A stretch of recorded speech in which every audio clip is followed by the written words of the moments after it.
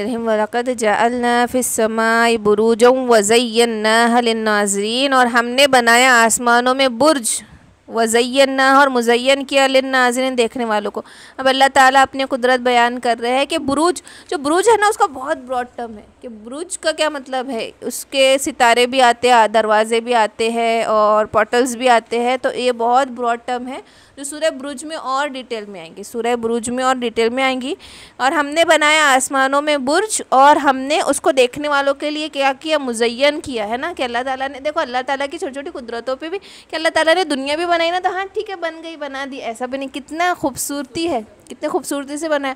आसमान को हम देखें, उसके खूबसूरत रंग देखे, शाम में अलग सुबह में अलग, उस पर सितारे, कितने मुज़य्यन करके बनाया। अल्लाह ताला ने ऐसे ही नहीं बना दिया कि हाँ मुझे आसमान बनाना था मैं एक सीधा सीधा छत बना देता। उसमें कितने रंग आते हैं, और शाम के वक्त शफ़क़ है, उफ़क़ है, जब उभरती है तो कितना प्यारा नज़ारा है ना। देखने वालों के लिए हमने उसको भी मुज़य्यन कर दिया। अल्लाह चाहता तो सादा बना के रख देता। वहिफ़ज़ना मिन कुल्ली शैतानिर रजीम, और हमने महफूज किया हर एक शैतान मरदूद से। इल्ला मनिस तरक़ समा, और इल्ला मगर के जब वो चुराता था, सुन गुन लेता था, फ़अतबअहु शिहाबुम मुबीन, तो उसका पीछा करता है शिहाबुम मुबीन, चमकता हुआ अंगारा। तो इससे पहले भी हमने ये सूरों में पढ़े ना कि इससे पहले क्या था, वसल्लम के मबऊस होने से पहले शैतान आसमानों पर चढ़ जाता था और आसमानी ख़बरें लेता था। वो काहिनों को बताता था, कुछ पूरी नहीं सुन पाता था, सुन गुन ले लेता था, आधी अधूरी बात, फिर उसमें काहिन आधी अधूरी बात मिलाता था, आधा सच आधा झूठ बोल के फिर वो मदद हो जाती थी उनकी।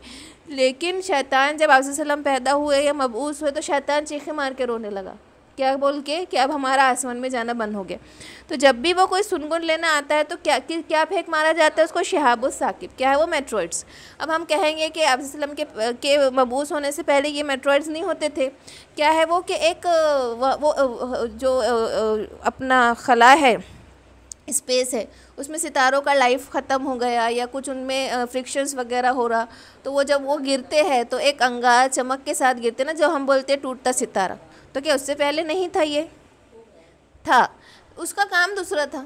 वो अपनी वक्त अपना जो भी केमिकल, जो भी उसका फ़िज़िक्स के लॉज के अकॉर्डिंगली वो चीज़ें होती थी, वो हो के वो अपनी लाइफ पूरी करके चला जाता था, वो सितारा या वो जो भी उसमें मेट्रॉइड्स गिरना। लेकिन जब आप सल्लम मबूस हुए तो उस चीज़ से इस चीज़ का काम लिया गया, यानी उन मेट्रॉइड से शैतान को मार भगाने का काम लिया गया। आप सल्लम ने एक मरतबा सहाबा से पूछा कि जब ये सितारा टूटता है तो तुम क्या समझते, आम भाषा में उसको सितारा टूटना कहते हैं ना, वैसे वो मेट्रॉइड्स गिर रहे हैं। तो लोगों ने कहा कि हम समझते थे कि कोई बड़ा काम होने वाला है, कोई बड़ा आदमी मरने वाला है या कोई बड़ा आदमी पैदा होने वाला है। तो आप सल्लम ने कहा कि ये तो दौरे जहालत की बात है, इससे इसका कोई ताल्लुक़ नहीं है, बस ये तो है शैतान को मार भगाने के लिए। कि वल्लाहु आलम कि वो ये भी चीज़ें हैं कि वो अपने जो भी उसकी स्पेस की जो एस्ट्रोनॉमिकली जो भी उसकी चीज़ें होंगी वो भी है, वो भी हक़ है, वो भी अल्लाह की एक कुदरत है। और जब शैतान चढ़ते हैं तो फरिश्ते इस चीज़ के लिए भी उसका इस्तेमाल करते, दोनों बातें हक़ है। वल अर्दा मददनाहा व अलक़ैना फ़ीहा रवासिया, और हमने ज़मीन को फैलाया और इसमें डाला बोझ। अब बोझ से क्या मुराद है, पहाड़ मुराद है ना। हमको भी मालूम है ना कि अर्थ का इक्विलिब्रियम मेंटेन करने के लिए पहाड़ों को गाड़ दिया गया है ना, उसको रवासी बोझ के उस पर, ताकि वो हिले ना। तो एक इसमें भी बहुत बड़ी अल्लाह पाक की मसलहत है कि हमने ज़मीन को फैलाया और उसमें उस पर बोझ डाला। अंबतना फ़ीहा मिन कुल्ली शैइन मौज़ून, और हमने उगाई हर चीज़ को मौजू अंदाजे से, बहुत मिकदार से। अब सोचने वाली चीज़ है कि अल्लाह ने चीज़ों को उगाया, अब उगाया भी ऐसा कि जो इंसान और जानवरों के लिए पूरी हो जाए।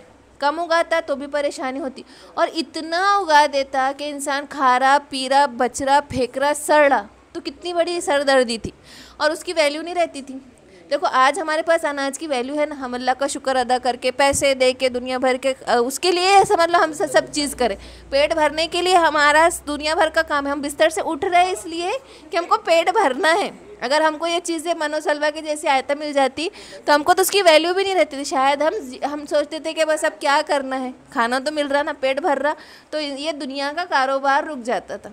अल्लाह की मसलिहत पे सिर्फ ये मौजू पर अगर हम गौर करें ना कि अल्लाह पाक ने हर चीज़ मौजू बनाई, एक अंदाजे से बनाई, और ये अंदाज़ बिगड़ तो इतना आ जाता कि फरावानी को घास जगह जगह उग रही ना, तो उसकी कोई वैल्यू है क्या, उसकी कोई कीमत है क्या हमारे नज़र में? ऐसे खाने की, ग़िज़ा की, फलों की कोई चीज़ की वैल्यू नहीं रहती। तो ये निज़ाम ही बंद हो जाता था।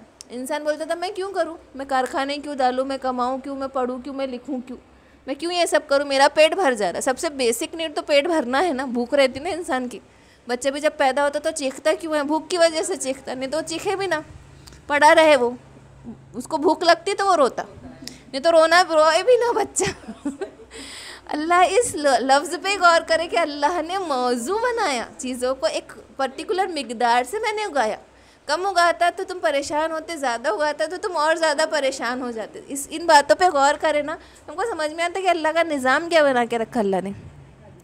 वजअलना लकुम फ़ीहा माइश, और हमने बनाया तुम्हारे लिए माश। वमल्लस्तुम लहू बिराज़िकिन, क्या तुम और नहीं तुम उसको रिस्क देते। और हमने ऐसे ऐसे माश के ज़रिए पैदा किए कि तुम उनको रोज़ी नहीं देते, हम रोज़ी देते हैं। व इम मिन शैइन इल्ला इंदना ख़ज़ाइनिही, और के हर एक चीज़ है मगर हमारे पास उसके ख़जाने हैं। वमा नुनज़्ज़िलुहु इल्ला बिक़दरिन मालूम, और हम उसको नाजिल करते हैं मख़सूस मिक़दार में।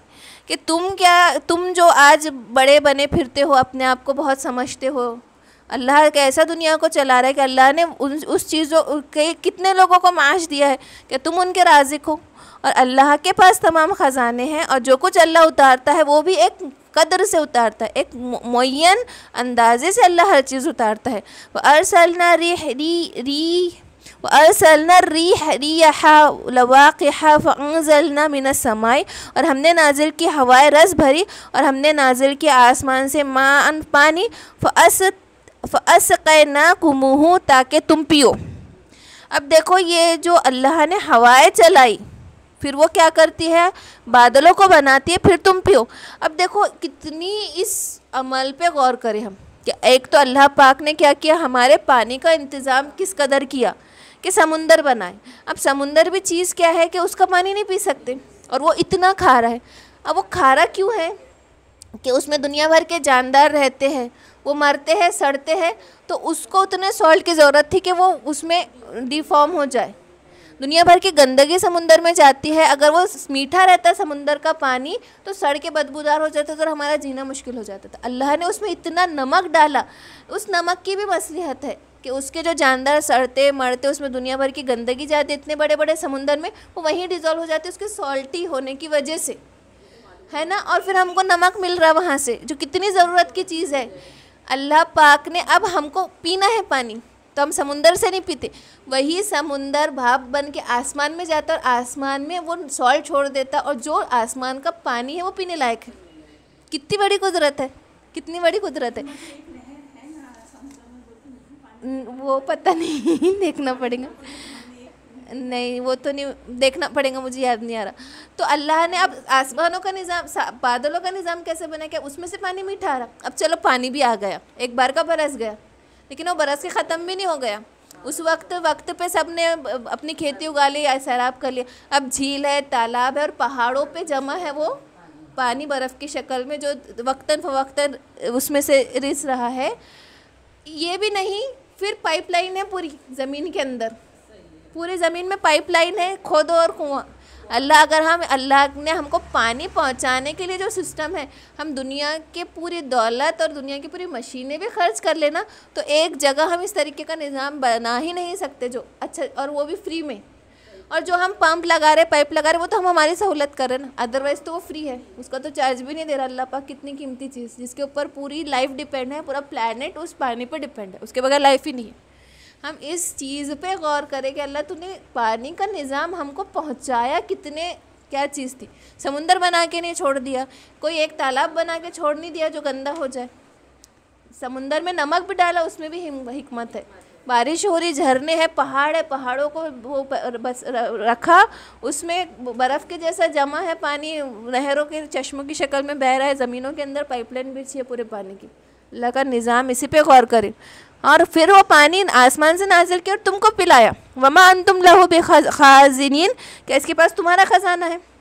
गौर करो, मैंने कितना बड़ा काम किया तुम्हारे पास, कि तुम्हारे पास इसका ख़जाना है, क्या तुम इसके ख़जानची हो।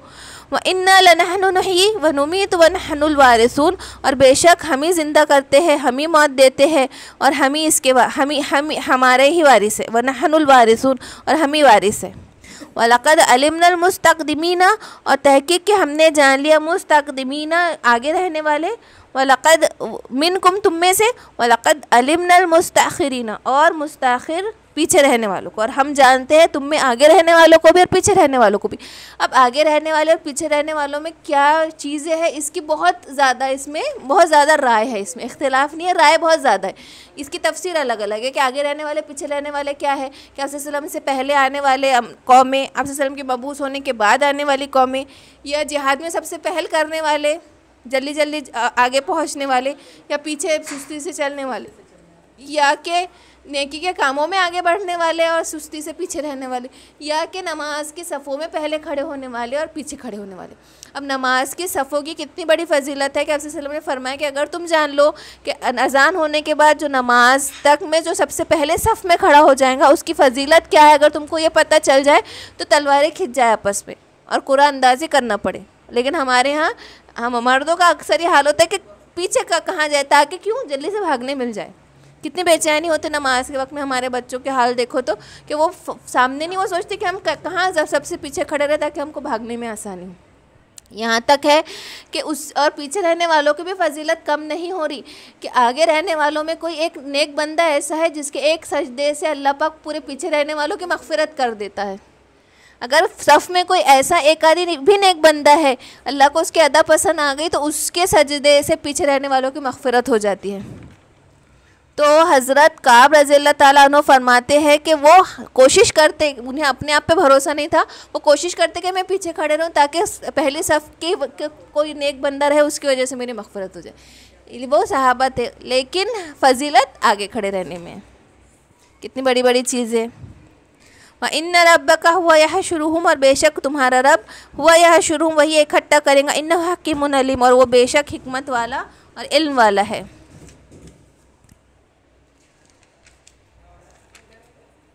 और है, दे दो कितने रहन दूँ।